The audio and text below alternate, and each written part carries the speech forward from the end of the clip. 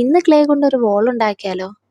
എന്നൊന്നുള്ള തിരക്കുകളിൽ നിന്ന് നമുക്ക് എല്ലാവർക്കും പെട്ടെന്നൊരു ഒളിച്ചോട്ടം ആവശ്യമാണല്ലേ? ഒളിച്ചോട്ടം പറയുമ്പോൾ വളരെ സ്ട്രെസ് അനുഭവിച്ചിരിക്കുന്ന ഒരു സമയത്ത് നമുക്ക് സമാധാനം കിട്ടുന്ന എന്തെങ്കിലും പരിപാടി ചെയ്യുന്നത് നല്ലതല്ലേ? ആർട്ട് ഈസ് എ തെറാപ്പി എന്ന് പറയുന്നതിനോട് ഞാൻ 100% യോജിക്കും.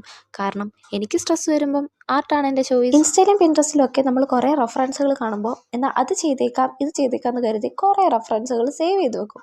പക്ഷേ ഇതൊക്കെ ചെയ്ത് തുടങ്ങി കഴിയുമ്പോഴാണ് അതിൻ്റെ ആ ഒരു സ്ട്രഗിൾ മനസ്സിലാകുന്നത്. അങ്ങനെ ഇഷ്ടപ്പെട്ടത് കഷ്ടപ്പെട്ട് അങ്ങനെ ചെയ്തു. ഇതിൽ ഈ ഷെൽഫിൻ്റെയൊക്കെ പൊസിഷൻ എത്ര തവണ ചേഞ്ച് ചെയ്തെന്ന് എനിക്ക് തന്നെ അറിയില്ല.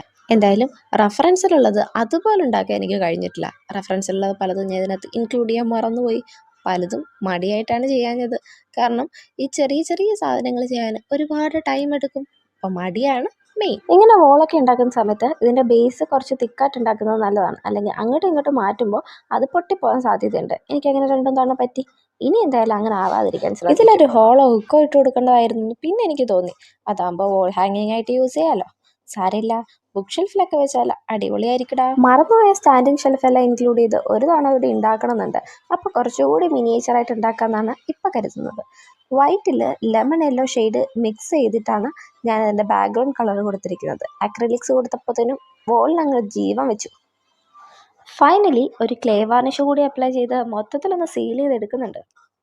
ഇത്തരത്തിലുള്ള ക്ലേ റിലേറ്റഡ് വീഡിയോസൊക്കെ ഇഷ്ടമുള്ളവരാണ് നിങ്ങളെങ്കിൽ ചാനൽ സബ്സ്ക്രൈബ് ചെയ്ത് സപ്പോർട്ട് ചെയ്യാൻ മറക്കല്ലേ.